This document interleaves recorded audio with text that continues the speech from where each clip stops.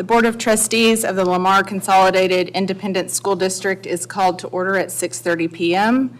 This is the regular monthly board meeting being held on August 15th, 2023. We have a quorum with all members present. Please join me in a moment of silence to observe as you feel appropriate.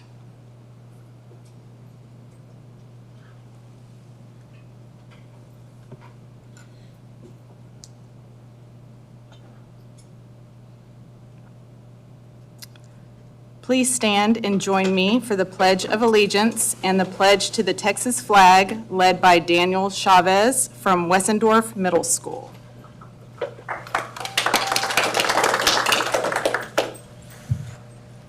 I pledge allegiance to the flag of the United States of America and to the republic for which it stands, one nation, under God, indivisible, with liberty and justice for all.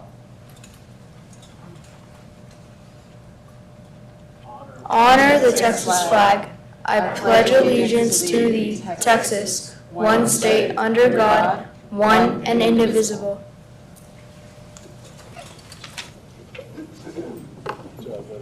Thank you. A fun fact about Mr. Chavez is that Daniel can solve a Rubik's Cube in under a minute and a half and worked all summer to improve his time.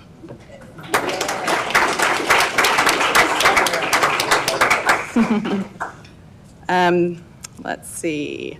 Dr. Nivens, are there any recognitions or awards tonight? Yes, ma'am, Madam President. We have a few recognitions. We'll have Ms. Sonia Hamilton come to the microphone.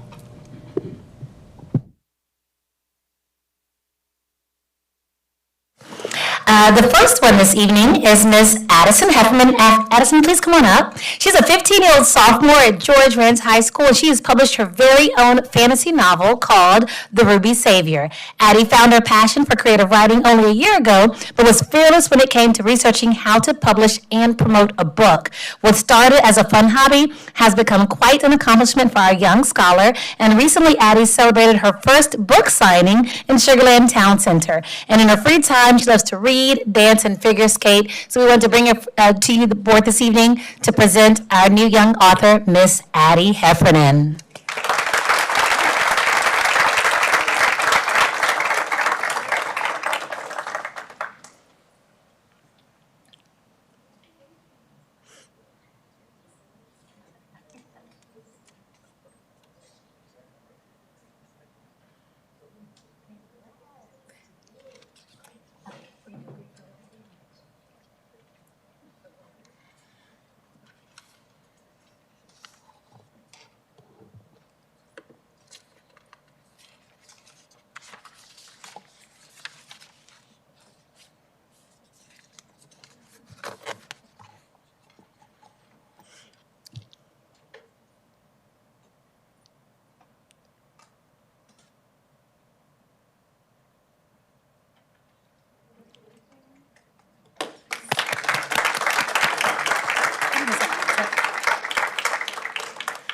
All right, trustees, as you take your seat, I will share just some other recognitions. We recently held our second annual Back to School Block Party on Saturday, July 29th. The district-wide event provided a chance for thousands of our Lamar CISD families and community members together as one to kick off another great school year. Those in attendance had a chance to engage in educational enrichment activities, meet campus and district leaders to get all of their back-to-school questions answered, as well as enjoy outdoor activities and inflatables, snow cones, concessions, and so much more. The event was well attended and could not have happened without our amazing volunteers and event partners. More than 70 district departments and area community partners organized and participated in this year's hands-on activities. And I just want to run down a quick list of everyone who partnered with us this year for the Back to School Block Party. We had NRG WA Parish, Memorial Hermann Hospital Sugarland, Texas Parks and Wildlife Brazos Bend State Park, Oak Bend Hospital, Frito-Lay, Pittsco Education, Code Ninja, Crocodile Encounter, YMCA of Greater Houston, Unite and Inspire, New York Life, Franco Prati, Richmond Rosenberg Helping Hands, THCA Texas Children's Healthcare Access through Telemedicine, the Butterfly Project, Child Advocates of Fort Bend, Family Roots for Life, Davies Speech and Hearing, Access Health, MD Anderson, Raising Cane's of Fulshire, Fort Bend County Health and Human Services, Premier Martial Arts, HGI, Sugarland Space Cowboys, Wharton County Junior College, 360 Photo Booth, Remind, Google, Fort Bend Literacy Council, Fort Bend Libraries, Children's Museum of Houston, United States Army National Guard, Mr. Joan Bell Bonds, Houston Community College, Pugs and Mugs Creation, Brazos Valley Educators Credit Union, Texas State Technical College, Anchor Bend Church, Girl Scouts of San Jacinto, Tutoring Club of Katy and Missouri City, Just Between Friends, Impact Texas, Rosenberg Fire Department, Rosenberg Police Department, Attack Poverty, Friends of North Richmond and Rosenberg, Houston Dynamo, Southwest Nazarene Church, and Waypoint Church. And a special thanks to our Lamar Educational Awards Foundation, providing funds for the event as well. Everybody's funds and donations support the educational experiences, as well as provided free books for our families. So a round of applause. Thank you for everyone who came together to make that amazing event happen. And then in thinking about acknowledging those donors, we realized we never gave shout outs to the people who participated in the May 26th Convocation event. That event was designed to say thank you to thousands of district employees who worked tirelessly to support our district. Our staff was treated to free food and drinks, fun games, massages, paintings, a vendor fair with over 60 local businesses. And we're so grateful to our staff and hope they were able to end their year on a fantastic note before starting school yesterday. And this event was made possible through the support and donations from our community. And so those who partnered with us were Rice and Gardner, ImageNet Consulting, Indico, Pfluger Architects, Pro Computing, Gallagher Benefits Service Incorporated, K-12 Insights, VLK Architects, Air Systems, Brazos Valley Schools, Hilltop Security, Fort Bend County Fairgrounds, Bracewell LLP, Wiley Consulting Engineers, Estrada Hinojosa Company Incorporated, RBC Capital Market, Jeffries, Cybert William Shank & Co. LLC, Stifel, and the Post Oak Municipal Advisors. Again, thank you to everyone who partnered with our district to make our event successful. Dr. Nivens, these are all our announcements at this time.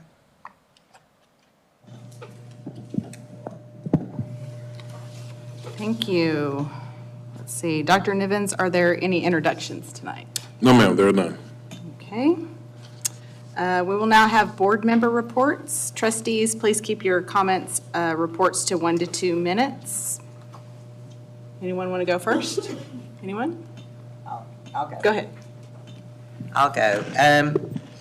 Pretty much covered it though, but yes, our new teacher dinners, the Stampede, that was exciting to see all the new teachers, and thank you to Leaf for providing and getting that organized. It's so much fun to see new teachers and staff come in and get excited about becoming part of the LCISD family.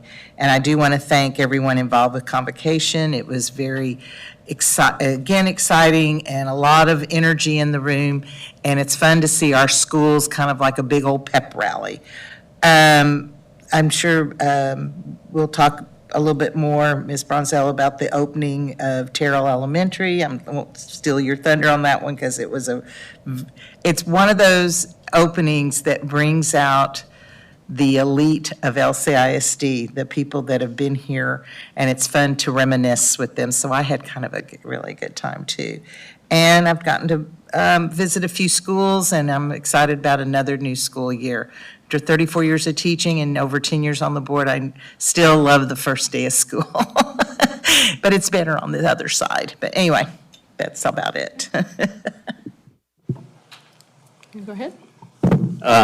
I think for me, it's just, I'm excited about the new school year. I've spent the mornings yesterday and today at a couple schools, and just to see our teachers and staff engaged with students, it was awesome to see. I got to go out to Randall High School for their midnight football practice. And so they had their first football practice of the year and did that midnight. And it was cool to see teachers and students just come out there and support and just build that, with it being still a new program, to build those traditions and all that. So I'm excited about the school year, and I'm thankful for all of our staff. They're amazing. Anyone else? A shout out to Principal Graham. He invited me to the Wright Junior High 6th grade parent orientation night last week. And then after convocation, I swung by Terrell Elementary, which is housing Roberts Middle School and walked around with Mr. Little, the new principal over there. So I hadn't seen that campus before, so it was good to be there. Anyone else? The opening of Terrell Elementary was great. It's a beautiful school. Mr. Terrell was a friend of mine, so that was very special for me to be there and witness that. It's going to be an amazing school, very exciting. Wanted to send a special thank you to all of our police officers that are not our police officers. Well, thank you to our police officers, they're amazing, but all of our neighboring police departments that are helping out. We're helping on the first day of school, that will continue to help out the first couple of weeks with all of our traffic control and everything. That's a big help to all of our schools. And of course, thank you to all of our teachers and all of our staff. They're doing a great job. Our bus drivers, cafeteria workers, everybody. Takes a lot these first couple of weeks to just kind of get everything moving. So thank you very much. Let's see. Dr. Nivens, do you have a superintendent report? Yes, ma'am, I do. Lamar CISD is one of the fastest growing districts in the state of Texas. And so as of today, we have roughly 2,000 more students than we did this time last year. And so we have a lot of students in Lamar CISD, a lot of families coming, a lot of property being moved. I want to give a special shout out to our transportation department.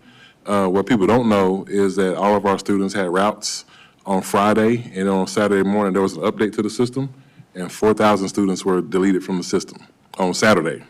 And so then the team had to come in and really hustle to get that working. And so we felt the heat of that yesterday. And so yesterday we had about 87 buses that were over 10 minutes late. And then last night, got the team together, and Greg was texting me at 3 a.m. telling me how the routes were getting back together, and so they didn't leave last night. And so this morning, we had 6. And so, I just want to applaud that team because, they had a plan together. And, I never quote Mike Tyson except, he says, everybody has a plan until you get punched in the mouth. And, I'm sure whoever woke up and saw 4,000 missing students a couple 48 hours before school, I'm sure that was a good punch in the mouth. And so they came and got it together, and we still only had, 87 late buses yesterday. And so today, was a much better day. And so, especially in the 4-tier system. And so, I really want to applaud our transportation department, our child nutrition department, our custodial services, our teachers, and our principals, because, there's been a lot of change in our district. We changed school start times. We're starting 2 weeks earlier, and we changed our bus schedule. And, everybody's working hard and doing the best they can. And so, just continue to give us, we iron out the kinks this week. And so, but I'm very proud of the team for their efforts. Thank you. Ms. Johnson, are there any public comments?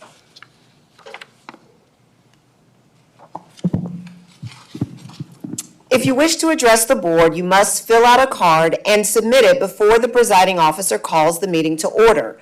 While speakers generally have 5 minutes to address the board, the presiding officer may establish an overall time limit for public comment and adjust the time allotted to each speaker when necessary to accommodate a large number of speakers. However, no speaker shall be given less than 1 minute. All of this is in compliance with HB 2840. Each speaker tonight will have 5 minutes. While the board values hearing from members of the public, trustees may not respond to comments as they are prohibited by law from discussing or deciding any subject that is not on the board's publicly noticed agenda. Speakers having complaints against individual district employees or trustees may only address the board after filing a complaint form and in the manner provided for in board policy DGBA employee complaints, F&G student and parent complaints, and GF public complaints. The presiding officer or designee shall determine whether a speaker has filed a complaint according to policy. Any speakers who complain of individual district employees or trustees during public comment will be directed by the presiding officer to stop addressing the board and will refer the speaker to the appropriate complaint policy. Please state your name when you come forward.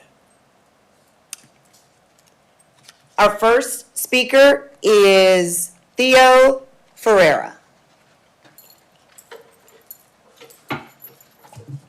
Good evening. My name is Theo Ferreira, and I apologize, I'm going to be running a little bit late, or I'm going to have to probably cancel all of my questions or comments because I didn't have a chance to do a run-through on a dry run on my speech. I realize you can't answer my questions, as just illustrated, so I'll take this time to inform you of some things, all right? I'm from South Africa. I grew up in a third world country in a public school system as well. And my mom was a teacher, and my grandfather was a teacher. And so I have a real deep appreciation for what educators do. And I appreciate that your day doesn't end and your teacher's days don't end when school lets out. And I know your job doesn't end when holidays come around. So I want to first start by saying I really appreciate everything you guys do for our schools and our kids. And we really appreciate it. That being said, I also want to touch on some things that have made me really frustrated as a Lamar parent.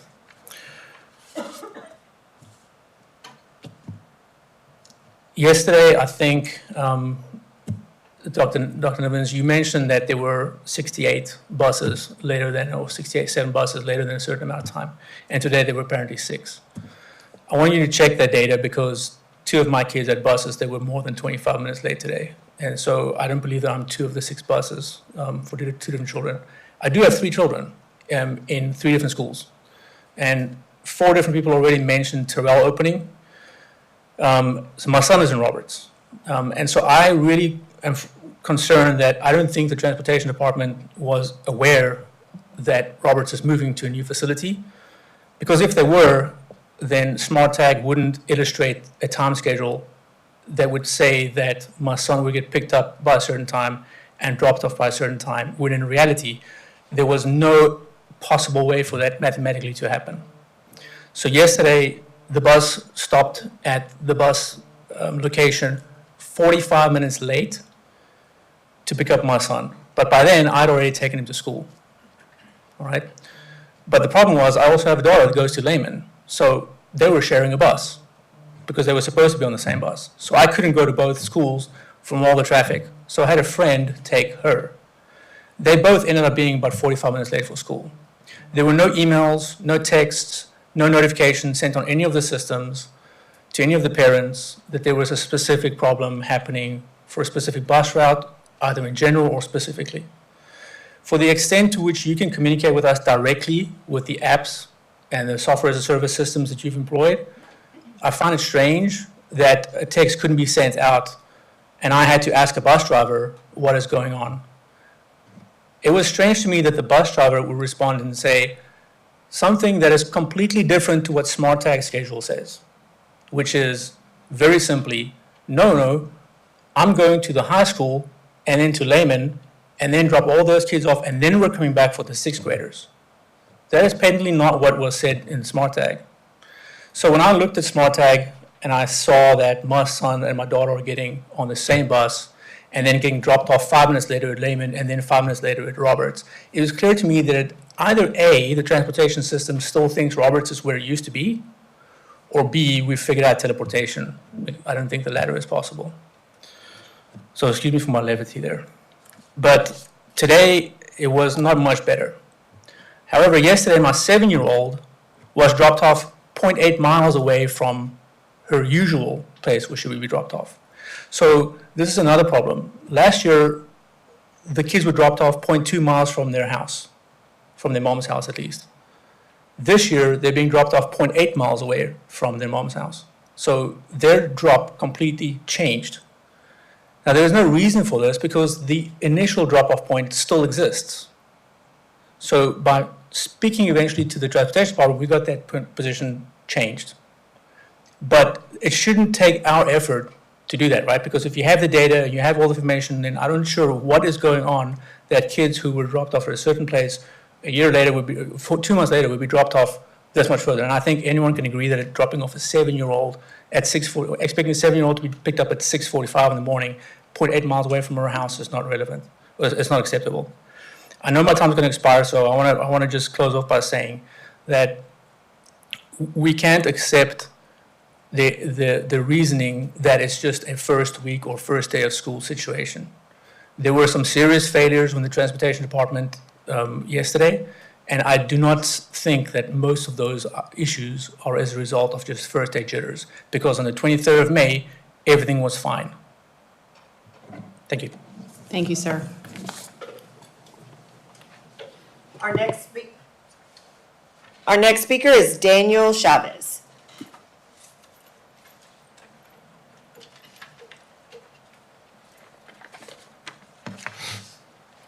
Good evening. My name is Daniel Chavez. My wife, CISD Chavez, and I are proud Blue Track parents. We are honored and excited to be here today to advocate and sustain the momentum on an important safety issue that we have been spearheading since April 2023. We have humbly and proactively submitted a brief proposal in hopes we work together to continue to build trust within our school communities. Dr. Nivens, the next critical step in our effort is to obtain input to 3 critical clarifications submitted on August 4th to you regarding the zero tolerance policy safety video from May 2023, along with Sheriff Fagan, and how it relates to critical parent communications. The proposal provides guidelines in hopes that a spirit of transparency and consistency is upheld across all LCISD campuses for all weapon-related matters, joking or real, that occur within the district. We would like to respectfully extend an invitation to any members of the board, parents and guardians who are interested in becoming part of the solution, to provide input to and clarifications that we have put forth, or to simply obtain more information about our proposal, to please reach out to us directly. Lastly, I would like to take this opportunity to reiterate to you and your team that discretion should not be applied for any safety matters or safety communications where children are involved. With respect to safety communications, subjectiveness cannot and should not exist when a student makes any type of statement that involves the mention of weapons or guns on LCISD campuses. This is what zero tolerance means to LCISD parents. Thank you for your time. We hope to hear your input on our clarifications and proposals very soon. Thank you.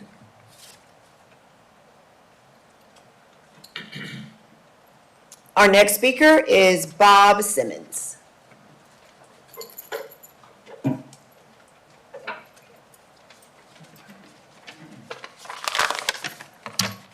Good evening. I'm Bob Simmons. Got 2 kids in the district, and we have, I think this is our 3rd year.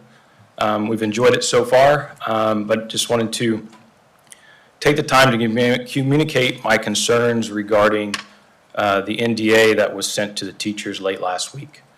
It seems that teachers and the Board of Trustees might have been caught off guard by this request. My concern related to the NDA is, why does the administration feel it is needed when there are already policies and regulations written in law to protect private information? Requesting teachers to sign an NDA without explanation and per the TCTA in contradiction to their employment contract only breaks down the relationship and trust between teachers and the administration. There are a lot of amazing teachers in this district, and this move has only damaged the ability to retain and recruit the best of the best, which is what we all want and need for our kids. The perception of the NDA request for me is, what is the administration attempting to hide? Maybe I am jumping to conclusions, but in this environment, many school districts across the country are pushing and teaching a very divisive ideology and attempting to hide this from parents. The fact the NDA was not communicated to the Board of Trustees for their review only solidifies my perception. Is this somehow related to District of Innovation, which was pushed quietly through at the end of the last school year? It is my understanding DOI process was started with the request by Dr. Nivens. It's also my understanding that DOI potentially allows for the administration to put in place local policies that deviate from T and potentially change the curriculum. Can this be done without board approval? To build and maintain trust, my hope is that any change that can be driven by the DOI or by the administration is made transparent and reviewed by the board, and that this NDA was not an attempt to circumvent that process by the administration to keep teachers from discussing certain changes to policy or curriculum with parents that is currently allowable without the NDA. It is also disappointing that an NDA discussion was not added to tonight's agenda so that it could be debated publicly.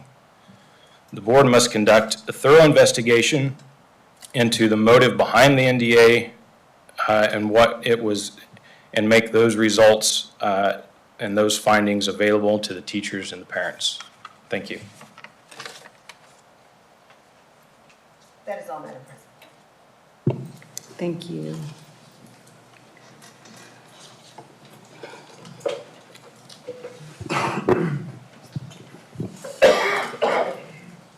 At this time, we will open the public hearing to discuss the budget and proposed tax rate for the 2023-2024 school year at 6:55 PM. We will first have a presentation. All right, trustees, I'll turn it over to Ms. Ludwig. Good evening, Board of Trustees, Dr. Nivens, and members of the public. Tonight, I will discuss and open the public hearing on our proposed budget for 2023-24 and also our proposed tax rate. First of all, I will cover three budgets that require official adoption by the Board of Trustees: the General Fund, the Debt Service Fund, and the Child Nutrition Fund. Lamar CISD adopts the budget at the functional category level, which has to do with the TEA's uniform system of account coding. Each function level describes which piece or department within the organization benefits by the expenditures. So that's, and then also any amendments that are made during the year that cross those functional categories also have to be approved by the Board of Trustees. With respect to the general fund, we are proposing a revenue budget of $446.9 million. That includes three sources of revenue, some from local sources, state sources, and also federal sources. 43% of that revenue budget will come from local sources, with the primary source being property taxes. That consists of a current year levy as well as delinquent taxes that are brought forward from a prior year. So our total tax revenue budget is $186.7 million. And then $900,000 also is budgeted for penalties and interest and other tax revenues. Within the area of state program revenues, that makes up about 56% of the budget, or a total of $251.8 million, with most of that coming from the state funding program and the foundation school program. There are some prorations within that state program budget. For instance, there's about $8.1 million of proration of the fast growth allotment. The expected state per capita or per student revenue is right at $16 million, with the rest right at $214 million being from all of the various funding sources and allotments within the state revenue. About $3.4 million comes from federal sources that are reported within the general fund, the bulk of that being from SHARS, which is a source of Medicaid service funds. So with that, that's our budget of $446.9 million in revenue. Within our budgeting process, we're required to talk about property values with the board and the public.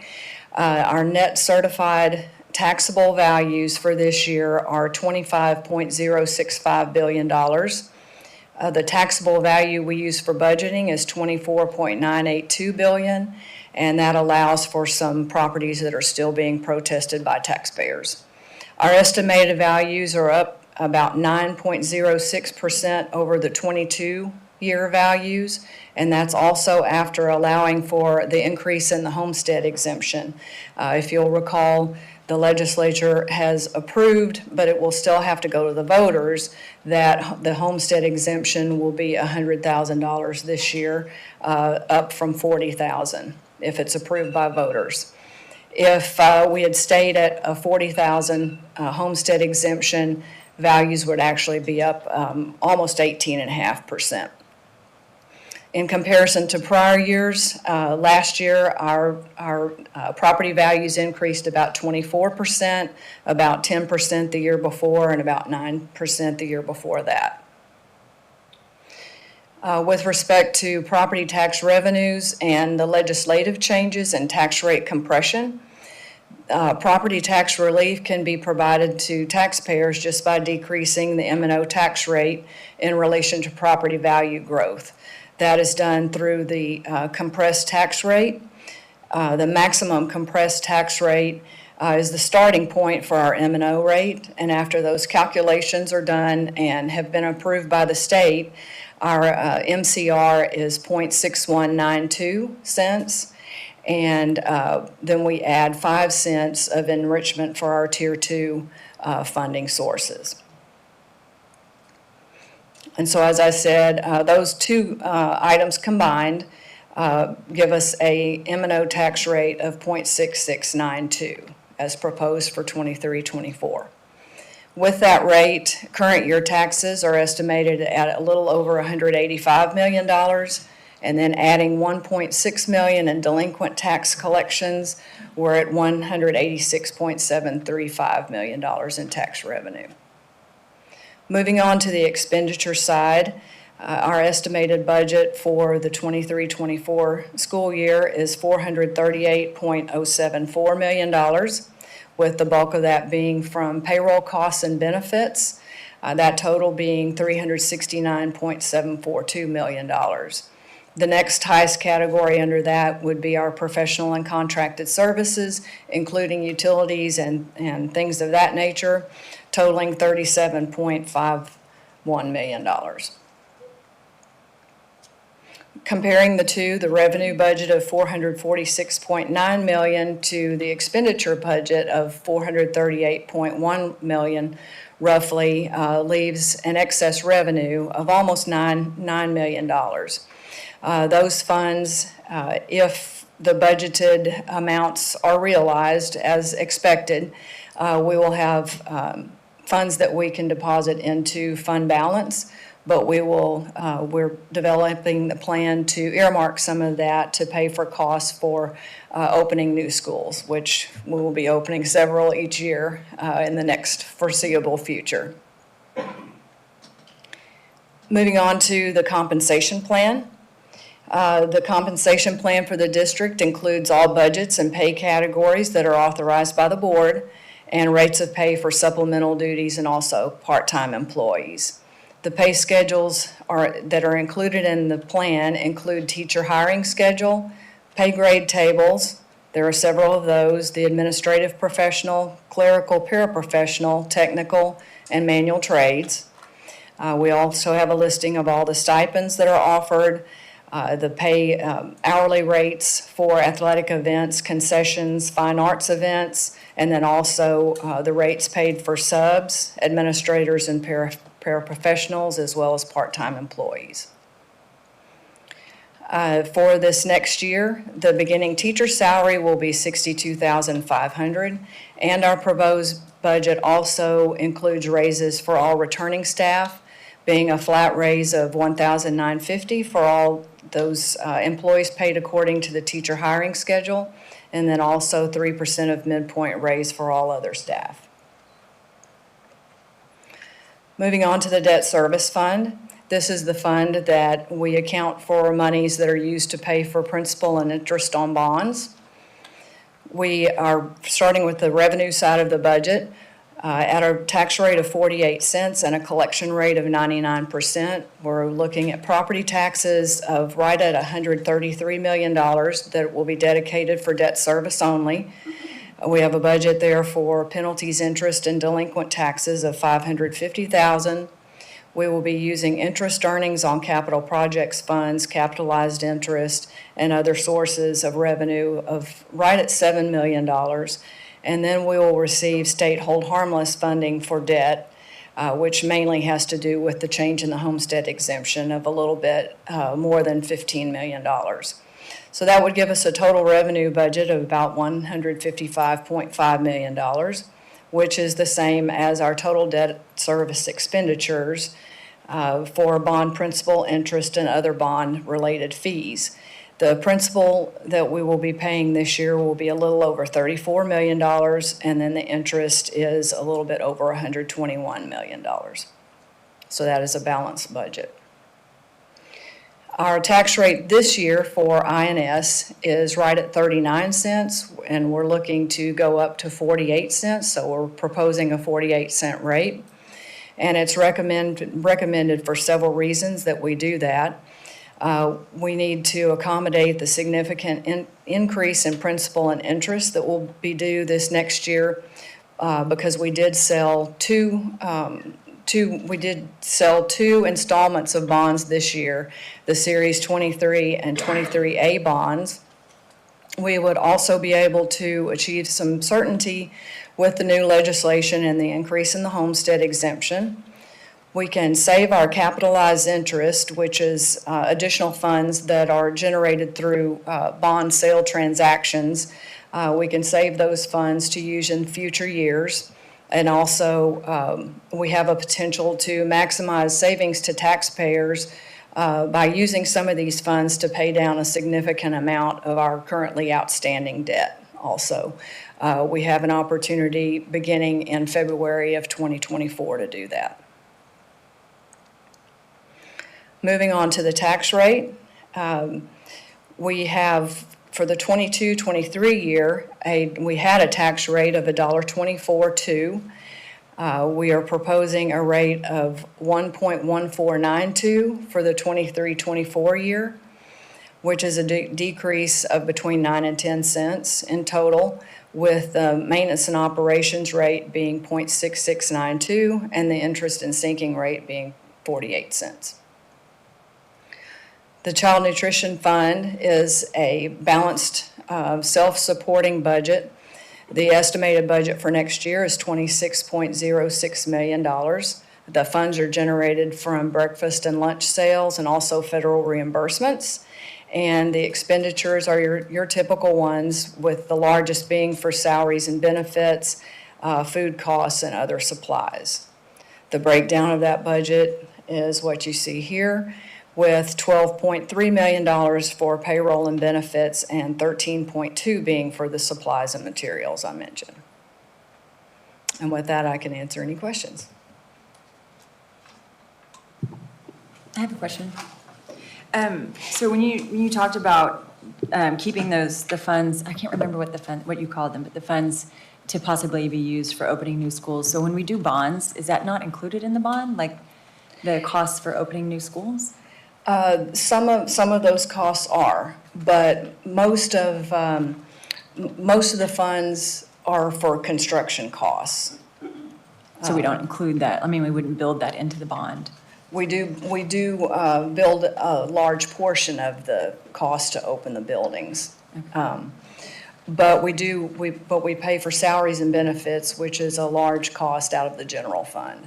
We're not able to use bond funds for those types of costs.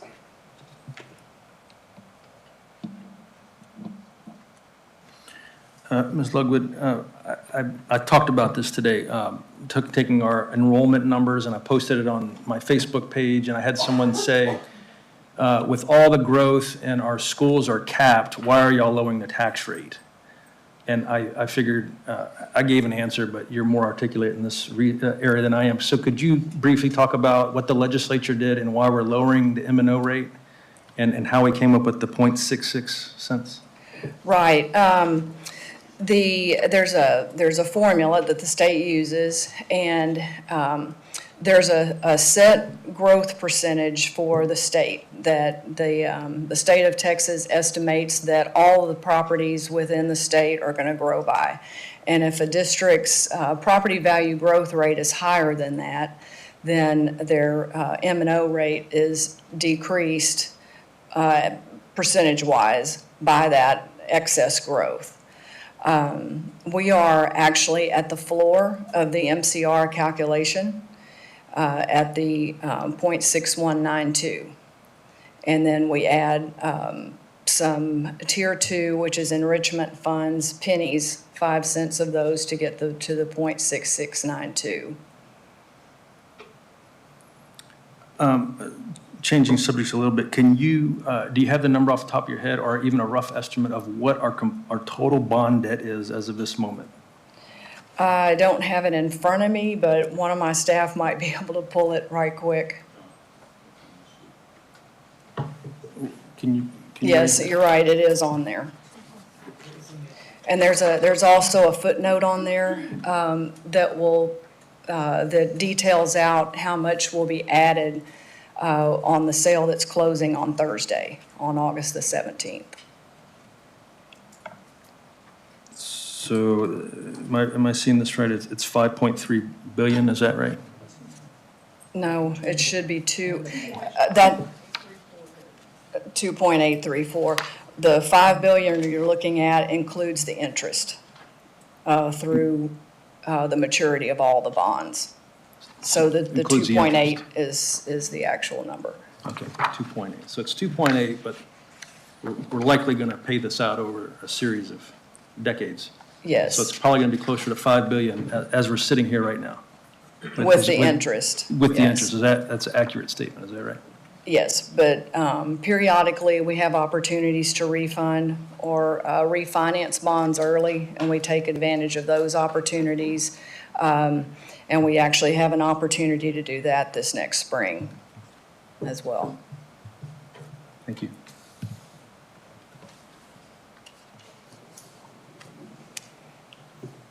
Any other questions? Please, sir. Let me just extend a clarification. Just for common language, let's talk about Ms. Box's question about opening school versus opening facilities. And so the bond money will allow us to open the facility, like the actual building itself. And so bond monies can only be used for the infrastructure, building the building. When we're talking about opening school, we're talking about opening school with staff, principals, teachers and all those things. And so that's why that money, that has to come from our tax rate and from our local funds. And so that's why we're asking, we're going to put the plan together and we're going to ask the trustees to approve a plan for us to set aside that money because we have to be able to staff those buildings. So the bond's going to be able to have us build a building. And so years ago, I talked about last bond. I think in 2017, there was a school district in North Texas that had about 4 brand new buildings open, but they couldn't staff them. And so they had brand new buildings sitting there because they didn't have the money to staff it. And so they went out for a bond, to kind of divert some money and it failed, so they could not staff those. And so what we want to do is make sure that we set aside some money now, knowing that next year we're going to have to open 4 campuses, the next year is 4 campuses, and it costs us about a little bit under $3 million to staff a campus. And so the bond will take care of the facility, but the staffing will have to come from our local funds. And so that's why we're asking that, because it takes a significant hit when you open 4 schools at once. That's $12 million we have to find somewhere. And so we want to start saving towards that now, so we don't have to do anything, make any rash decisions later. And then as far as, and Ms. Lovewood talked about it, but as far as the INS tax rate, us being able to pay down our debt sooner, and that's going to help us with our bond ratings. And so, but also we could pay down our debt sooner, help us with our bond ratings, but also we could refinance some bonds. And so I believe last year we refinanced some bonds and it saved us about $30 million over the maturity of the bonds. And so we could refinance those sooner, when they're callable. We can refinance them, we have the money to do that, and then we'll be able to save that money in the long run as well. So I just wanted to offer up those clarifications.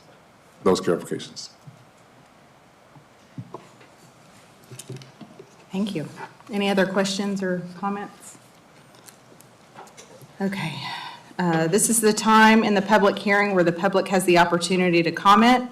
If you're interested in commenting on the budget and proposed tax rate for the 2023-2024 school year, please come and stand by Ms. Johnson. Each speaker will be given 5 minutes for comments. Please state your name before you begin.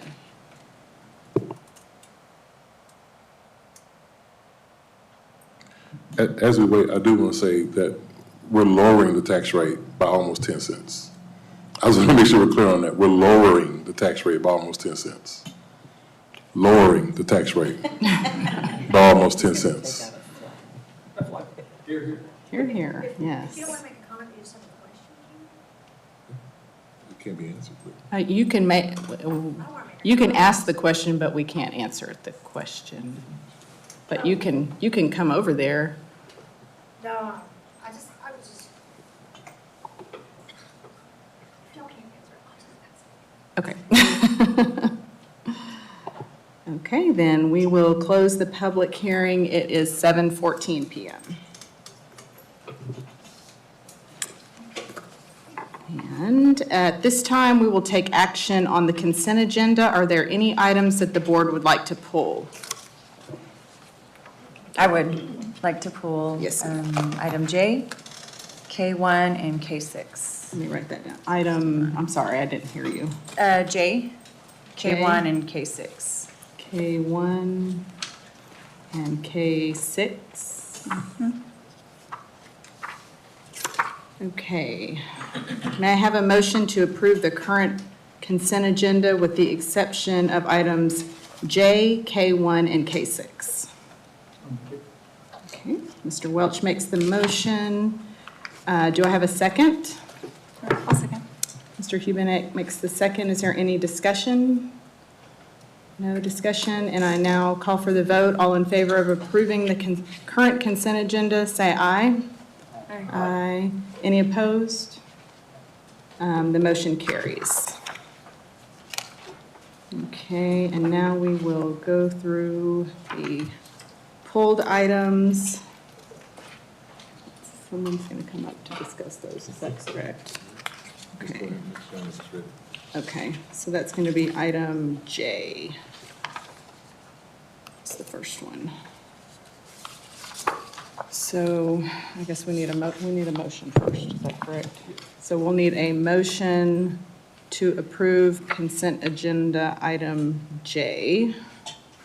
I'll make that motion to approve proclaiming Hispanic Heritage Month. And do we have a second? Mr. Hubenek seconds. And now we'll have discussion. Correct. Oh, okay. I would just, really, and it's for the same three, just make an amendment to strike the following statement of the resolution. It says, whereas the Lamar CISD Board of Trustees, through its core values and actions, demonstrates a commitment to diversity, equity, and inclusion within our school division. I discussed this with Dr. Nivens, and this verbiage doesn't come from LCISD, it comes from an outside organization. And, you know, it's a DEI statement, and I feel the statements used in this way, they're divisive. And I feel like we can show, you know, what we value by our actions, and that this verbiage isn't necessary for us to approve to the consent. Let it be known by our actions what we value in our district. I'll second that motion. Well, we're not motioning, are we? Are we She just made- having discussion? She Or made a motion to amend. Okay. Now we have discussion on that, right? Now we have discussion on just the amendment. We have a. That's right, on the amendment. Thank you, We Kate. have discussion on the We have a amendment. motion And a second, and a second on the amendment. correct, And so now we're going to have discussion on that. correct. Got it. So my discussion is I've been on this board longer than anybody else, and that's been there forever on everything we've ever done. I don't see this as something new or different that we're adding from somewhere else. I just feel like this is something of who we are, and I don't think it goes against who we are, and I think it just brings it all together. I don't know one way or another why it's a problem. Well, I just think with the way that DEI is used, it's divisive. And, you know, of course, we're a diverse district. It's what makes our nation so great, in my opinion. You know, my family's diverse. We are all different, and that's great. I just, you know, equity is not equal. Equity doesn't mean equal. And so that's where I have a problem with that. And I feel like when these statements are made, it's made in a way like to be divisive. And that's not what these resolutions are about. This isn't, I don't know, I guess I haven't been on the board, so I haven't paid attention to the whereas statements and if DEI has been on it forever, because DEI has really just kind of been a thing that's been used recently. So that was just my thing, you know, I think, yeah, this is great. Hispanic Heritage Month, this is great. But the verbiage didn't originate with LCISD, and I don't think it's necessary.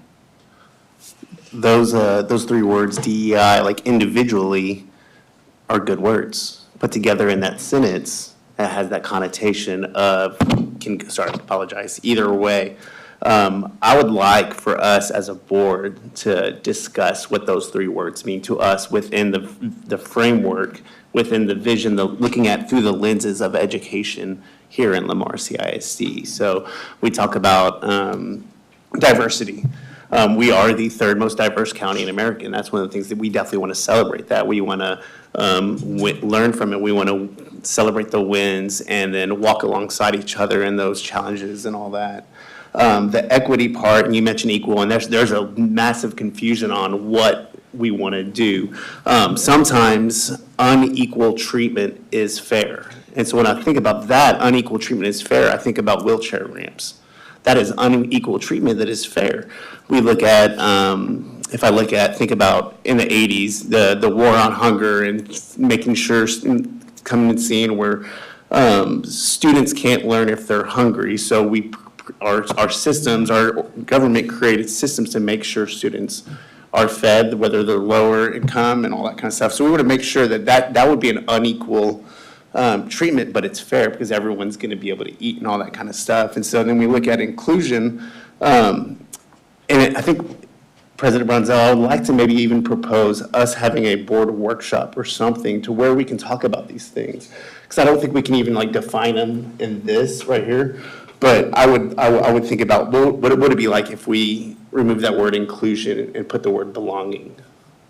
Because we belong, we want to belong, we want everyone to belong. We want people to have that sense of belonging within our community where they feel safe, where they feel valued, where they they have the environment to where they can learn. We hear the stories of when the casualties and the hell happens at schools.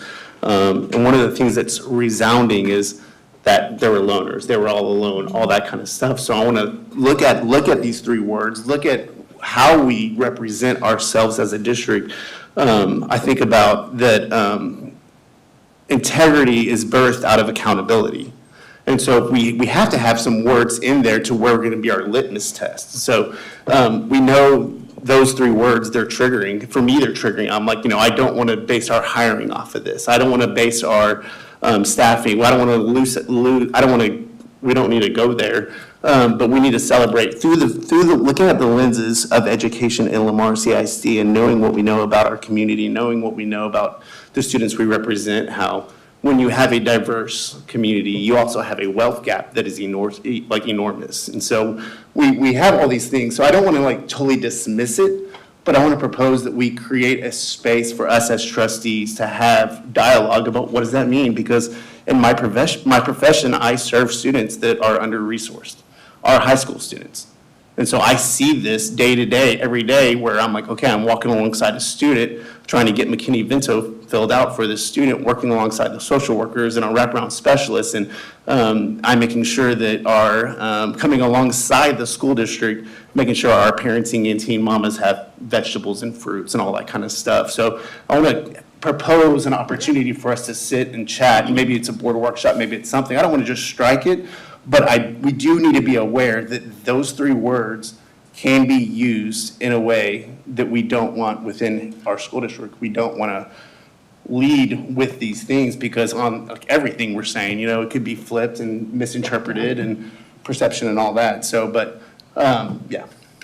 Yeah. Do these have to be done tonight? Is there a way we can maybe hold tight on these for now? The ones that have this verbiage in them, and maybe if you guys might be comfortable, we could just not take any action on these tonight? Well, And then we maybe have some discussion on this verbiage, maybe talking about these before we take any action on them. So some of these are mandated by policy and by law, so I'll let Ms. Cole-Hamilton discuss that.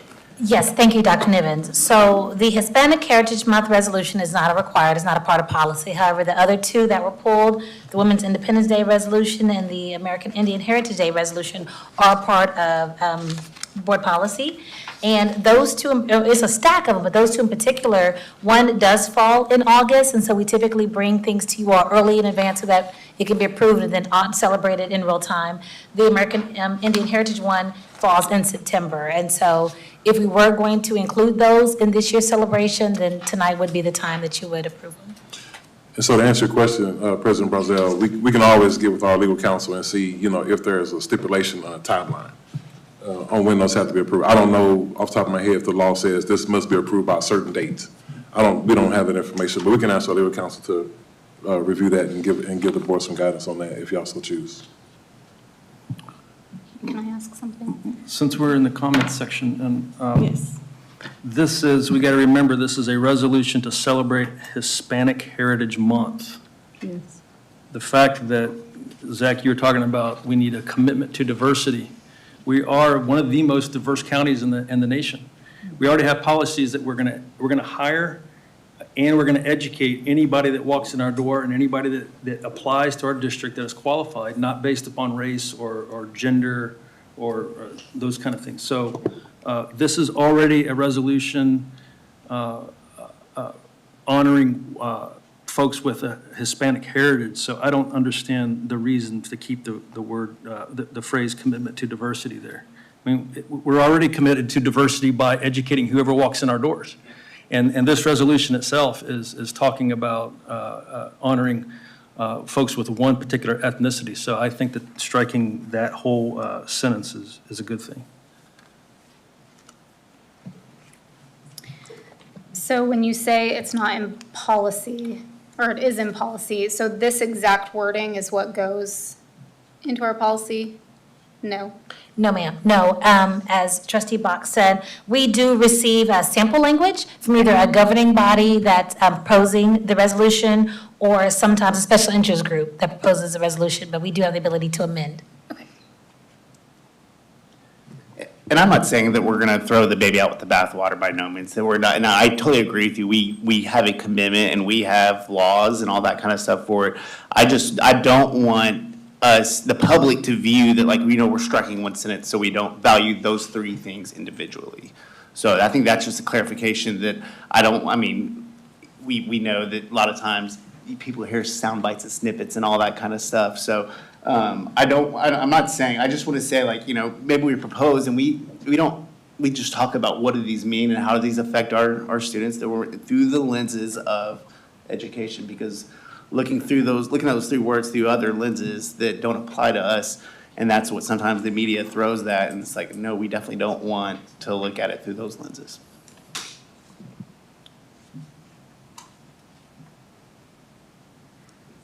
I agree with you because I think when you say diversity by itself, when you say equity by itself, when you say inclusion by itself, those are all words we believe in individually, but once you lump them together, they become an ideology, basically, that not everybody in Lamar is going to agree with. And there's also just the problem that these words, it's like linguistic theft, that one side takes a word and creates a totally different meaning than what it is intended to mean.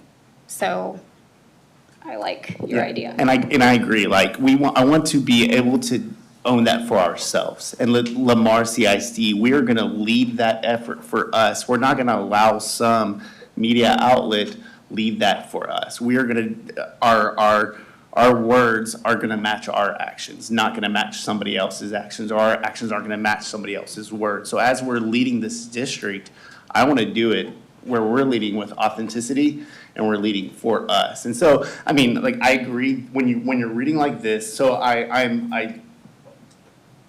when you're reading this, these three words together we're celebrating Women's Independence Day and all that stuff. But just the idea of those three words. So that's why I propose a special workshop where we can sit and talk about that. So, Which one did you say was August? Is it this one? Women's Independence Day is on August 26th. American Indian Heritage Day is celebrated September 29th. But this one specifically would be September 15th to October 15th, so. Isn't there a way that we could come to some consensus tonight, take care of this, and then for the future, moving forward, take care of what we need to?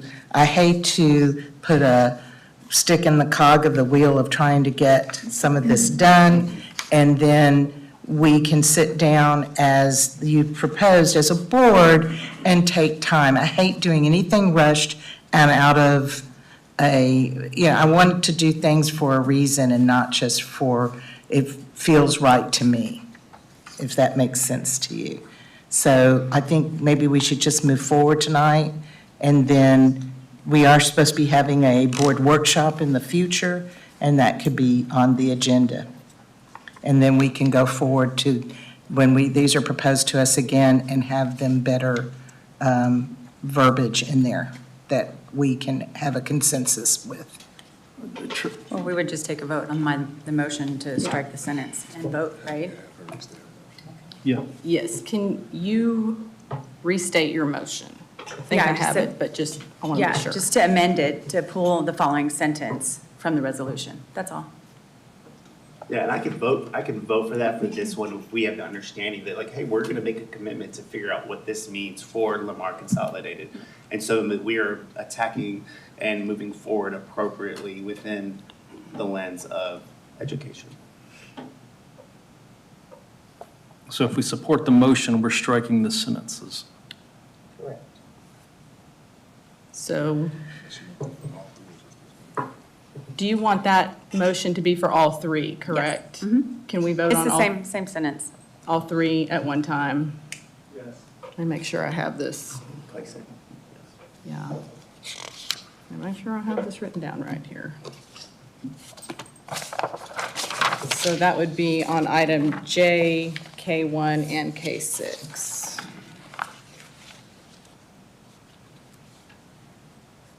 So the motion was made by Ms. Box and seconded by Mr. Welch to amend the motion to take out that sentence, basically. Is that correct? And the sentence is, whereas the Lamar CISD Board of Trustees, through its core values and actions, demonstrate a commitment to diversity, equity, and inclusion within our school division. Is that right? Yeah. Okay. So, sorry. So all in favor of the amended motion, say aye. Aye. Aye. And against, raise your hand. Oh, I'm sorry, I already voted. Okay, motion passes 5-1, is that right? 6-1? 6-1, 6-1. Okay. But now we got to go back to the other. Oh, we have to vote again, we have to vote on the, That was a motion to amend the wording of the resolutions. Now they've been amended. Now you vote to adopt the resolutions okay. as amended. So what do I have to say here? So you just vote to adopt the resolution as amended. So somebody has to make that motion. So I'll make a motion to vote on the resolutions as amended. Do I have a second? Second. All in favor, say aye. Aye. I should have let you. Anyone against? No. Motion passes. Okay. What? You good? Okay.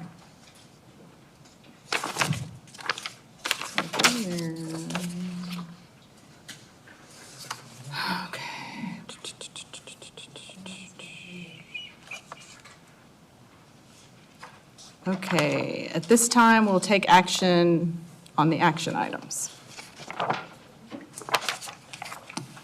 So, Madam President, we heard the consideration and approval of adoption of the 23-24 budget and compensation plan earlier, and so we would just ask for a motion at this time for that. Okay. And actually, that would go in place for a tax rate. Okay. Let's see, may I have a motion for the board to approve the adoption of the 2023-2024 budgets and compensation plan as presented? Ms. Fox, and do I have a second? Ms. Hotzel, any discussion? Hearing none, I call for the vote. All in favor say aye. Aye, and the motion carries. And same for B, okay. May I have a motion for the board to approve the adoption by ordinance, the 2023 tax rate for the 2023 and to 2024 school year as presented? I'll make the motion. Okay, do I have a second? I'll second. Any discussion? Hearing none, I call for the vote. All in favor say aye. Aye. Aye. Any opposed? The motion carries. Okay, may I have a motion for the board to approve the 2023 tax year appraisal roll and new property value as presented? Mr. Hubenek, do I have a second? Ms. Fox, hearing none, I call for the vote. All in favor say aye. Aye. Any opposed? The motion carries. Oh my gosh. May I have a motion for the board to approve the certification of the 2023 tax year anticipated collection rate as presented? Ms. Fox, do I have a second? Second. Any discussion? Hearing none, I call for the vote. All in favor say aye. Aye. Any opposed? The motion carries.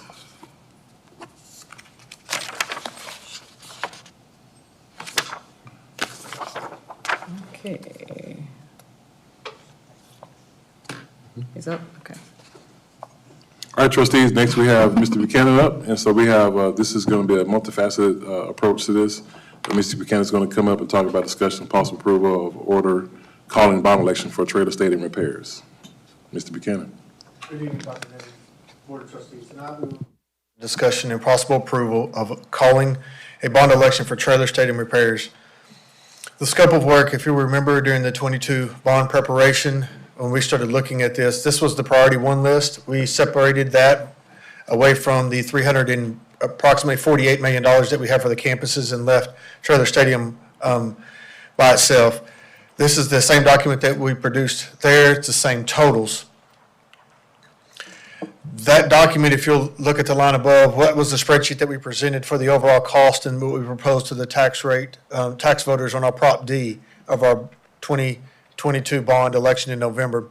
So the fiscal cost of the $3.9 million included a 4-year inflation, anticipating that project to be completed by 2025. So it has an additional $1,089,047 in inflation, putting the total project cost at just under $5 million.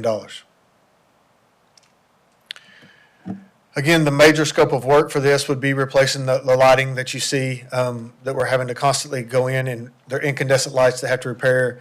And then the picture on the right is them repairing the turf during a pregame, because the turf had tore during their pregame warm-ups as they were doing it, so they're having to sew that turf back together.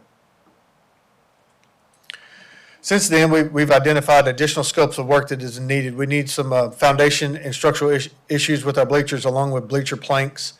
The additional cost is $10 million, so the total cost would be $14,978,501. If you look at the picture on the right, we've had to go in, that first picture that you see, the red circle, that is a piece of angle iron that has bent and just deformed. The picture, the little circle down below, is where we've had to put a masonry block and then wood support up for those steel structures underneath the bleachers. The center pictures, it may be hard to see, but the shinier portions are aluminum. The other portions, we've had to put in wood planks and structures there. And then the picture on the right, again, is another portion of the bleachers where the footwalk is between the bleachers and the track, where we've had to support it as well. Before I turn it over to Ms. Ludwig for the financial section, are there any questions about the scope of work? I just want to be clear, Mr. Buchanan, you're saying that that's the student section of the bleachers, correct? That is correct, sir. And which is supported by a wooden beam? That's correct. We've had to add additional support to the steel structures with wood and masonry blocks. Okay. I just want to be clear on that. Yes, sir. Can I ask a question? Yes, So ma'am. when y'all talk about replacing the lights, would y'all not be replacing the posts? You'd be replacing the lights itself? Yes, ma'am. The posts have been replaced recently. We're looking at just replacing the headlight fixtures. One thing that we do on that is we have an engineering company that comes in and they do a foot candle for the whole stadium using our current poles, because we have the load winds that are on those poles and the structure that they can hold, and they design a lighting package for our poles for that field. And the same with the bleachers, so they would be replacing parts or replacing all of the bleachers? What we'll do is we'll have a structural engineer come in and look at that and be able to say, this is our scope of work, and plan that out. So part of that $15 million is a design fee to be able to bring that structural engineer to say, these are the repairs that need to be made. So it could be under 15 million or no? I mean, like, where do you get the number from if you haven't had a structural engineer come in? What we've had is we've had our architect along with their engineers come in and do a visual inspection to say, this is what we estimate the budget to be able to attain this scope. Okay.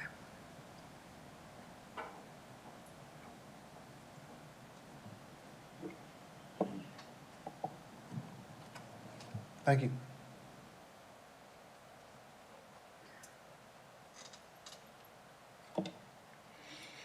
The financial impact of this, this bond would be, first of all, we have to develop assumptions before we can consider how much the bond would cost.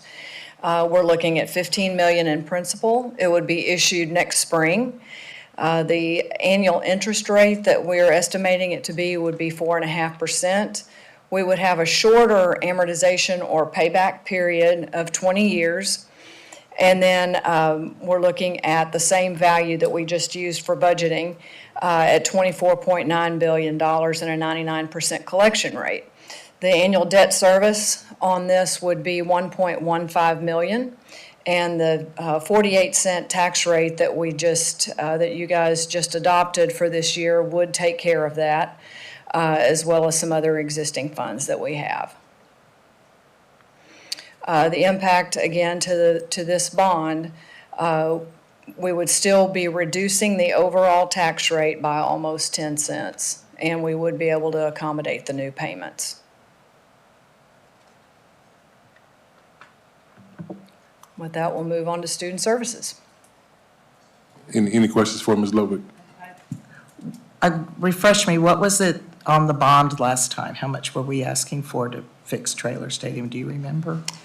I can't remember that number. This part was 5 million, I believe, Yeah. right, just under 5 million. Right, that's what I would thought. And then the additional scope was the 10 million. So we're actually adding more to this bond than was on the other bond, correct? Correct. Right. Yes, Ms. Zandziger, we have what we had in the last bond, and then the structural needs and the bleachers is what we've added. That's the additional scope of work along with the $10 million. Okay. Can I ask something?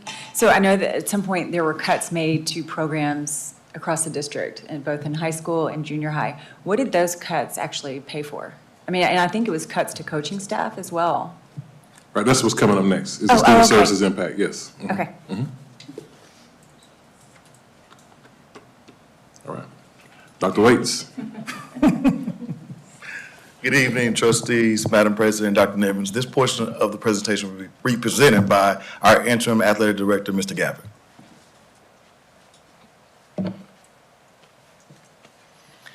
Thank you. Good evening. I'm going to talk to you about the student services impact on athletics. On August 9th, the 10-5A DEC met. They voted 6-3 against our plan on playing high school games on campus stadiums. Because of that, we've had to restructure our football schedule. There'll be a new football schedule coming out. Magnolia ISD, Friendswood ISD, Alvin ISD, and Fort Bend ISD are working together with us to limit those games to be as budget neutral as possible to help us out. We had 6 football games moved from Trailer Stadium to high school campuses because of that, and they were outside of our scope of the district. That's where the DEC stepped in. So the other budget allocations that you were asking about, our football staff was reduced by one position for each campus. We limited our number of volleyball tournaments. We limited all of our sub-varsity tournaments by 1 tournament at the sub-varsity level. The admission price in the past, since COVID, we were $4 before COVID. Once COVID hit, we stayed at $4, but with the electronic ticketing, GoFan took $1 of that, so LCISD was only getting $3. We're going back to where we get the $4 and the $1 GoFan ticket will go back on the buyer. Our junior high tennis was moved to pay to play. That $25 they're going to pay to play will cover the cost it's going to be for our high school coach and the junior high coach to coach them for that month. So it's a little bit of a redesign with our individual sports. Our coaches at the high school can actually coach the kids at the junior high. The current effect for football, under the current conditions, UR will allow us to play our inter-district games, LCISD versus LCISD, on our campuses. So on August 25th, Foster will play at George Ranch. On September 21st, Fulshire will play at Terry. We're still awaiting final DEC approval on that game, but we expect to have it tomorrow. On October 20th, Lamar Consolidated ISD will play at Randall High School. If we were to pass the bond, currently we're operating with half of our coaching professional development. So when we send coaches to coaching schools, coaching clinic, coaching camps, we're at half budget with that staff right now. We're currently operating with our spring sports still restricted as far as tournaments. We've restricted meals for each of our teams by 2 meals. Our JV golf has been limited to 3 total tournaments.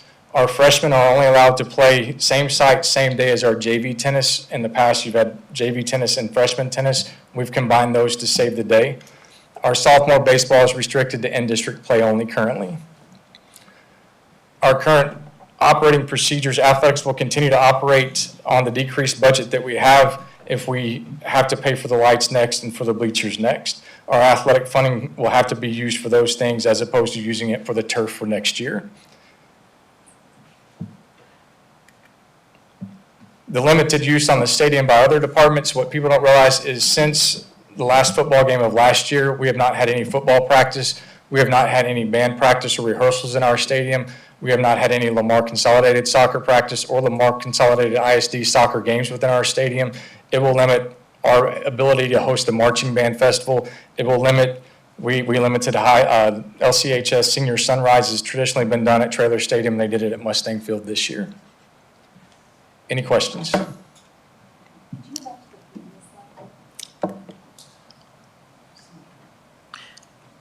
Yes, ma'am. Okay, so now we've had the edict that the games that were being played by out-of-district teams are going to be moved somewhere else. Yes, ma'am. Is that going to be a cost that we're going to have to absorb, or is someone else helping to step up?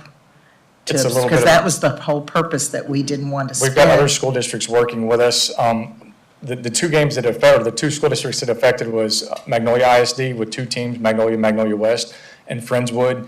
They have made a commitment to try to help us financially with that, and we're looking at playing at Fort Bend ISD and at Alvin ISD, so they're also in that same DEC. We've worked with the police department. We went through a plan this morning where we're taking our security and police with us to help minimize the cost. Your biggest cost when you rent a stadium is actually the police. It's not anything else. It's the police you take with you. And we're working on doing that in-house to lower that down. We think with those things working together and the ticket sales, it'll end up being budget neutral. But we will get money from the ticket sales for those games. If it covers the cost of the But not stadium. for concession stand, right? Correct. Okay. But would you, once you know the cost of that, will you let us know what we're looking at in Yes, ma'am. cost? Okay. Could you go back a couple of slides and just kind of some of the different things, like the return to the professional development allotment? I was under the assumption that if this bond passes, it could only be used for infrastructure and repairs, not salaries and increasing the number of games and those kinds of things. So That's correct. So this plan was everything. So we reallocated funds out of the athletic department to cover for the turf. Okay? So if the bond passes, then all that money now will be allocated. So now we can go back to our regular plan for athletics in the spring. So all this money is just reallocated. The bond money would not have paid for this anyway. But we would now have the funding for the turf. and for the other things that we need to have. So just 9 short months ago, the public rejected a $5 million bond for these things. And so we've tightened our belt, and we've eliminated some things, and we've done some other things that other districts aren't having to do, like ask for some help from other ISDs. And now we're going to go back out and ask for $15 million so that we can return some of that extra money back to those other programs. Yes, sir. How are we going to sell that to the public? Well, because the board just voted to lower our overall tax rate by 10 cents. And so typically when you talk about a bond, you talk about, this is going to cost the voters X amount of pennies, over that tax rate. But what the board just did, you just lowered your tax rate by almost 10 cents. And so now what we tell the community is your tax rate was $1.24, now it's $1.14. So we lowered the tax rate, and we're still going to be able to do this with a lower tax rate and still be able to pay the bill. And so hopefully, our folks that want the information will hear it and will digest it and know that, we lowered the tax rate. I keep saying it, we lowered the tax rate. I just need people to play this part of the conversation over and over and over. We lowered the tax rate, and so we'll be able to go out for a bond while we lowered the tax rate. And so we're not going to ask for any additional pennies as we go out and we start having our factual campaign about this.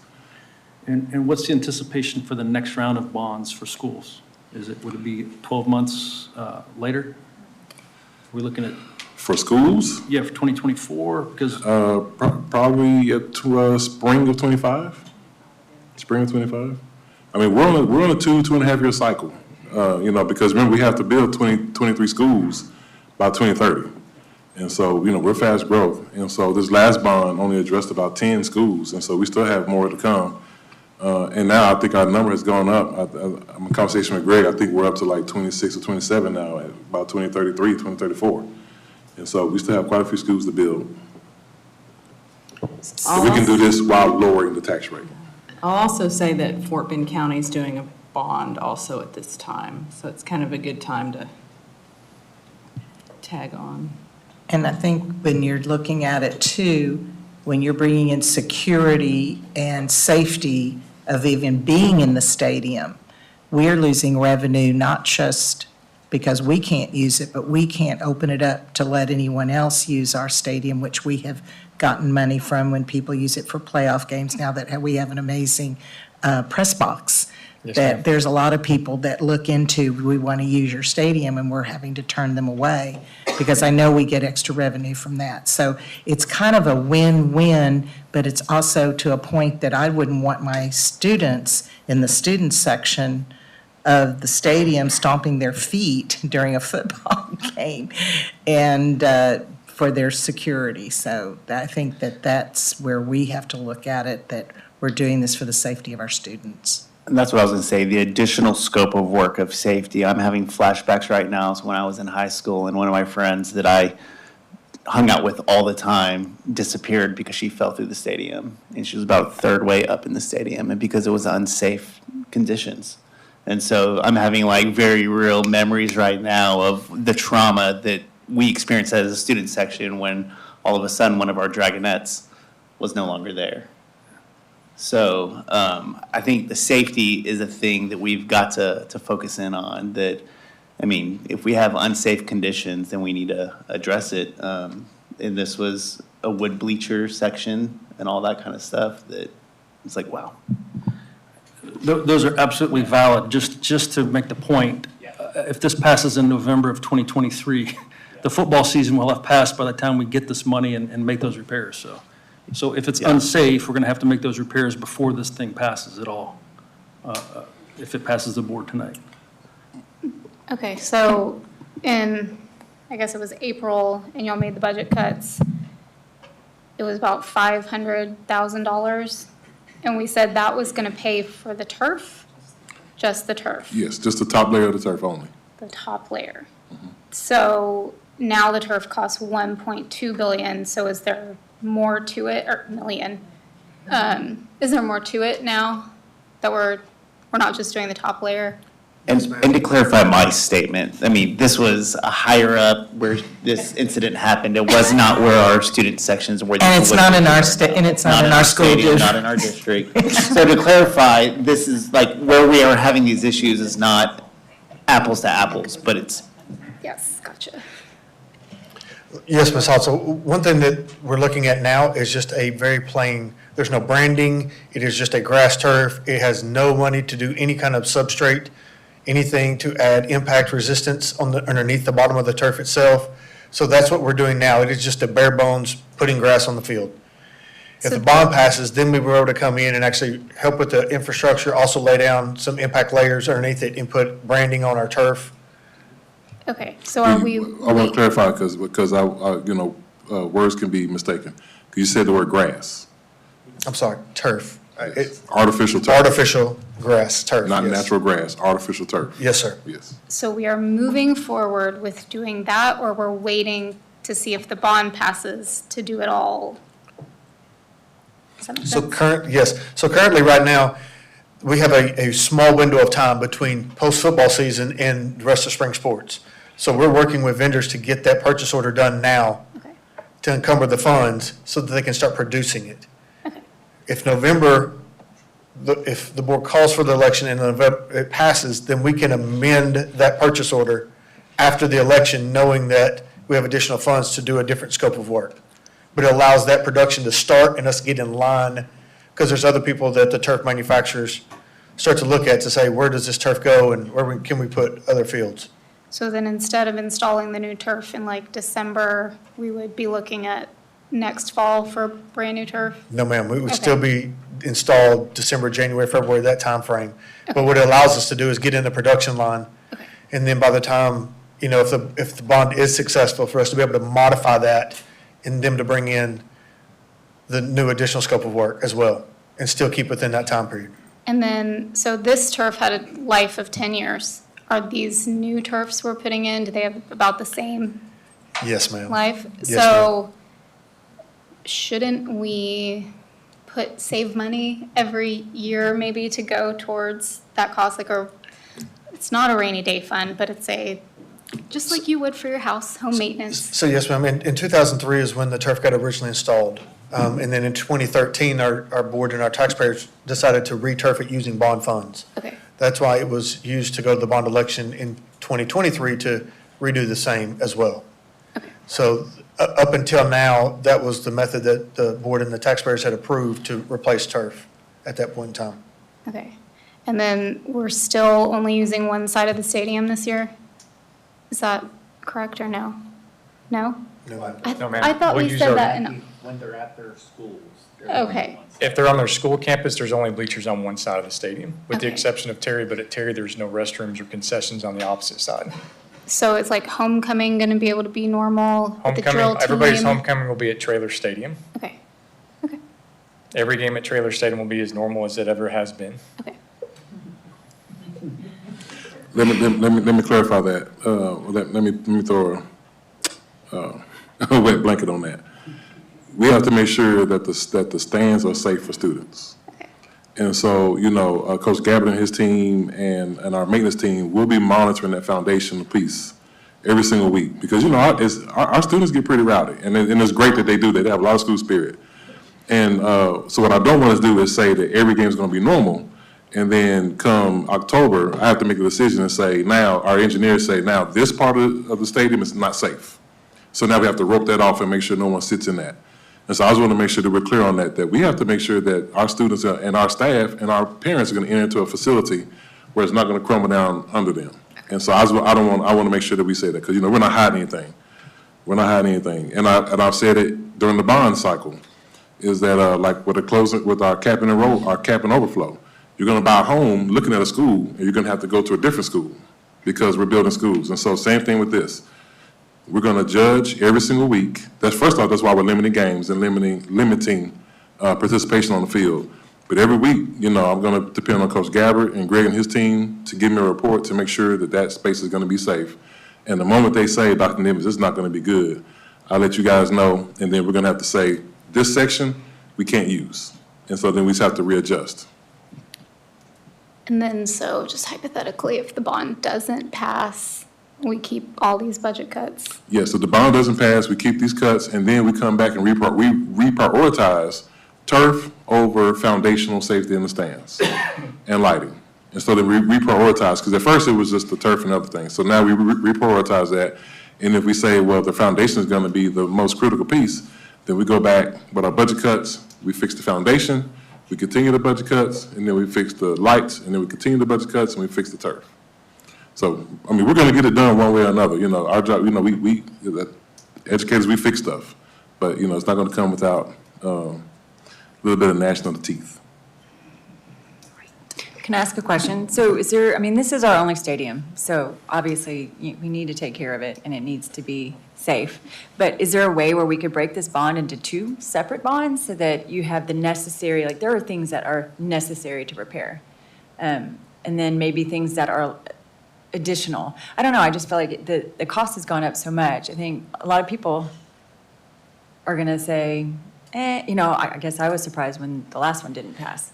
Well, that's what the board's will. If the board chooses to do so, our bond counsel is here, and so like we did last time, we went in the closed session, we talked about what that language looks like, and then we drafted it. So if that's the board's will, you can do that. Which is, I know a lot of people are upset about the programs that were cut, but then, you know, the bond's not passed. And so, I don't know, I think if we possibly, just look into breaking it down into more things where it may be something that's necessary, where some of those funds can go back to the schools and they can have those programs that are missing. I don't know how that would be reworked. Yeah, no, that's at the bond's will. So, I mean, Mr. Frails is here, and so that's the conversation. Yeah, no, we could use a fund. So if the bond did not pass, we would continue with the budget cuts so we can fix the infrastructure. You can't use those funds. If the bond does pass, then we don't need the budget cuts because now we have funding to fix the infrastructure. Right, so if we broke it into separate ones and one did pass, some of that money could possibly come back to those programs? No. Because we still have to fix the other things. So say for instance, we separated into Proposition A is turf only, right? And Proposition B is lights, and Proposition Z is, just an example. B is lights, C is foundation. And A passes for turf only. So we still have to continue the budget cuts because we still have to fix the lights and we still have to fix the foundation. We just have to continue the budget cuts as long.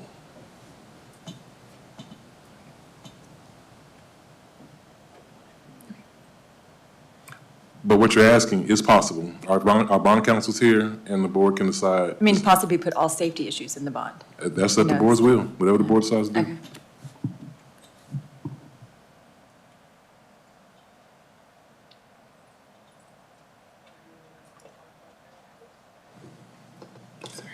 We go in the closed session to talk to your To discuss consultant that. attorney. Consult the attorney. Okay. So we should go into closed session now. You should choose something.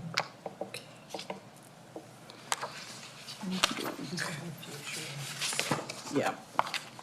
And we can do all of it then, or we can skip this and do design development and then go into Mandy. closed session. How you gonna do it? I don't know. Mandy, can I ask one more quick question? Yes, go ahead, yes. So just to be clear about that 9 million that Ms. Ludwig said was earmarked, we can't use that money for this? Or could we?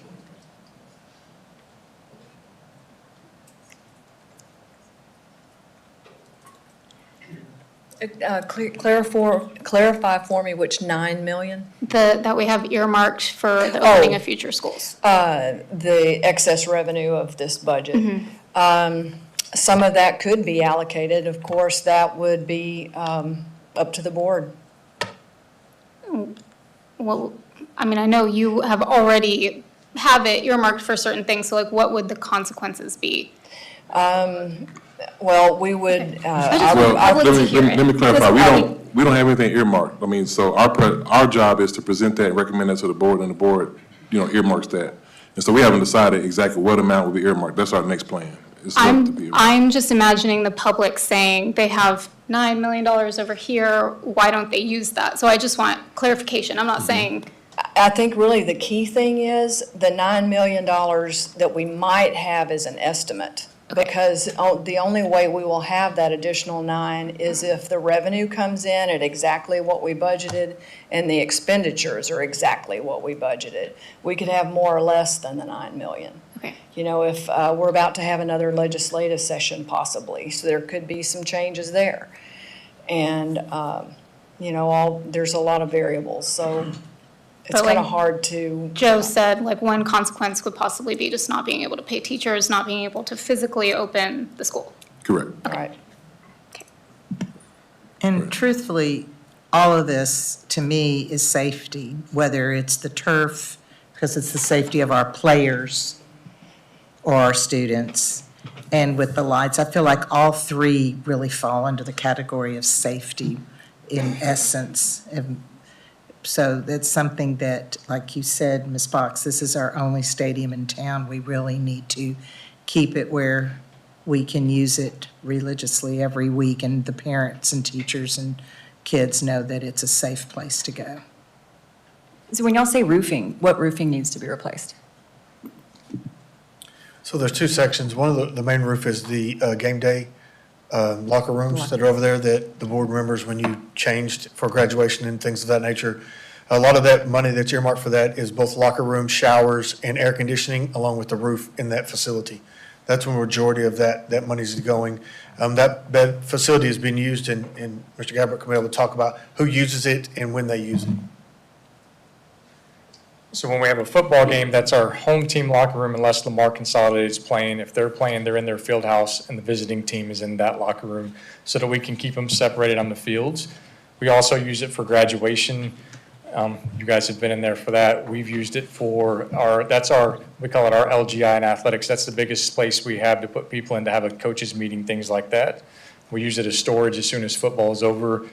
We use it for track meets, for our meetings with coaches, so it gets used for a lot of things. It's just small in space for the amount of people that you can put in there to have a meeting.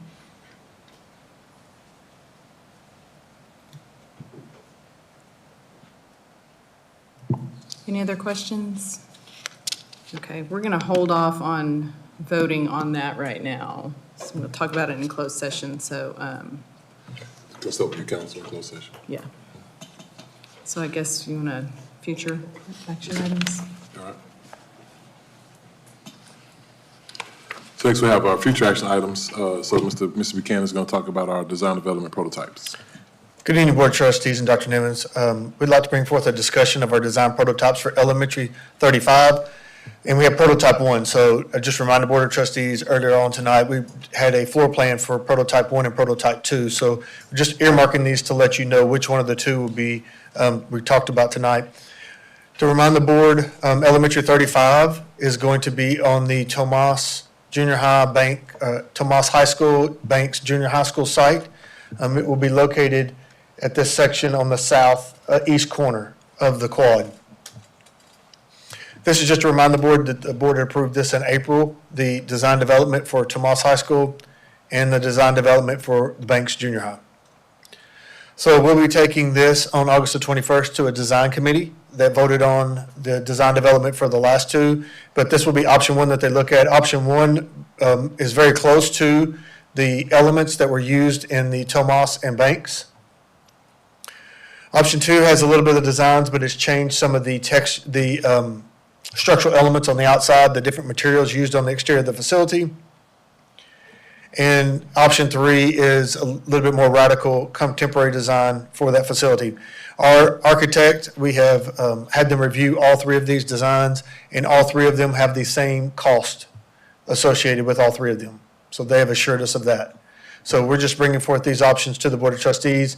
That, again, that committee will be meeting next Monday, or this coming Monday, to decide, and then they will vote, and then we'll bring back that recommendation and the voting from that committee for the board to be able to take action on possibly in September.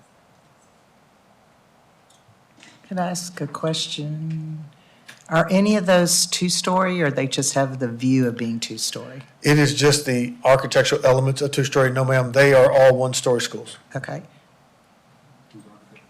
And the architect for this is Joyner Architects.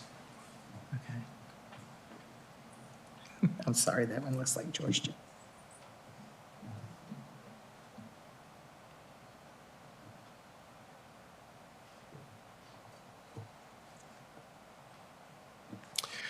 Good evening, Board Trustees. And Dr. Nevins, tonight we will bring forth a discussion of Elementary School 36, which would be Prototype 2. And this is Pfluger Architects. So again, the Design Committee will meet on August the 21st to vote on the exterior. Just to remind the Board of Trustees, Elementary 36, and this is just right now a mock-up of where it would go. It is in Cross Creek West. The board has already purchased that piece of land, and they are bringing in roads and utilities to that site for us. So this is option number one. All the elements that we've looked at the neighborhood itself, along with the amenity centers and the other outside exterior elements as you come into the neighborhoods. So this is a one-story, again, elementary school.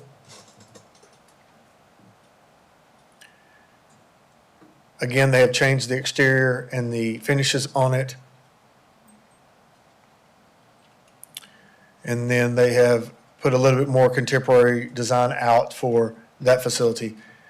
Again, Pfluger has, Architects has confirmed that all three of these designs will cost the same, no matter which design that is chosen. And we will be getting feedback from the design committee next Monday to be able to bring back to the board. Yeah, me again. Because I've been on that committee forever. When we start making new prototypes, because we had the other one for the last, 5 or 6 schools, will these be able to be repeat?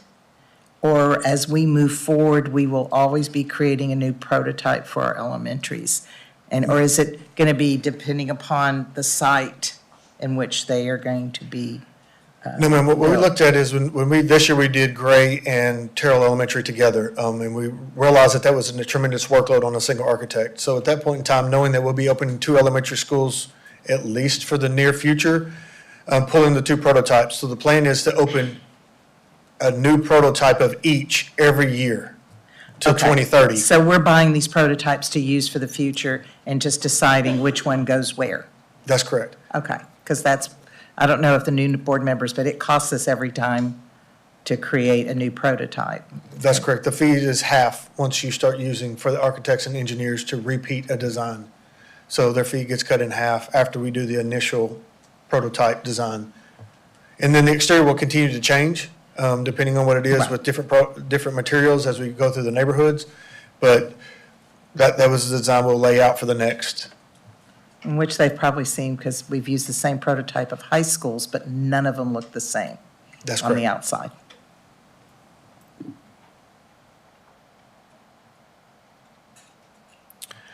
So lastly, our future action item, Board of Trustees, a discussion of design development for middle school number 7. Just to remind the board again, this is the layout for Tomas and Banks. Middle school number 7 is on the northeast corner of that quad. This is Tomas High School that was approved in April. This is Banks Junior High that was approved in April. Our first option for middle school 7, it matches very much to the same design and feeling of Tomas and Banks.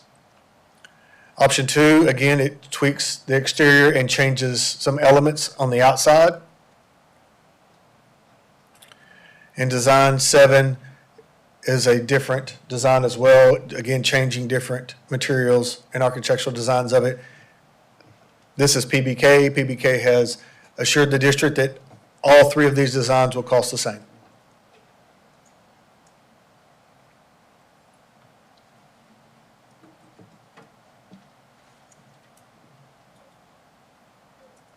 Thank you.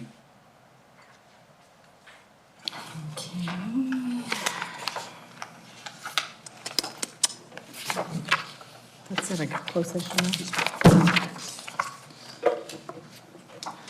Okay, it is 8:13 PM. We are adjourning to closed session pursuant to Texas Government Code Sections 551.071, 551.072, 551.074, and 551.082. The Open Meetings Act to discuss personnel, land acquisition, or consultation with our attorney.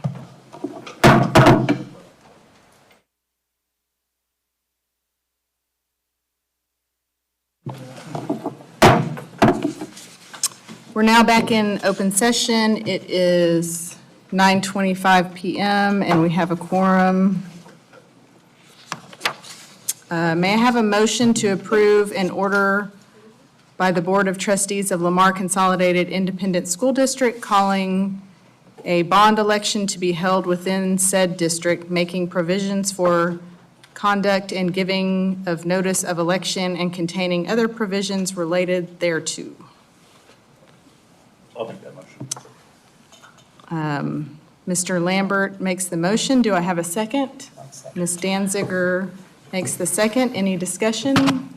Yes, sir. I just wanted to let the public know, I came into this meeting thinking I was going to vote against this because we had just gone to the public 9 months ago.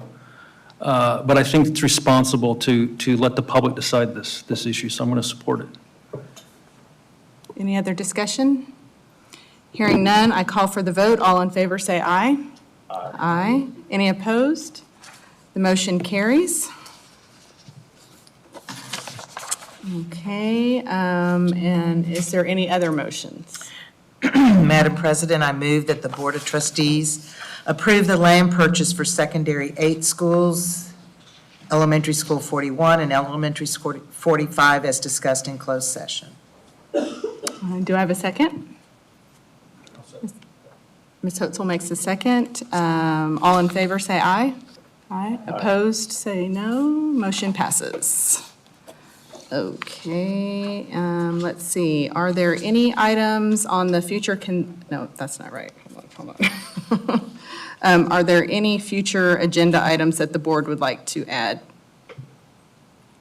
I would like us to begin to talk about what it would look like to hold a workshop regarding those 3 words of diversity, equity, inclusion, or belonging, just so that as we are growing as a district, we are on the same page and know what we want to push forward from Lamar Consolidated Independent School District.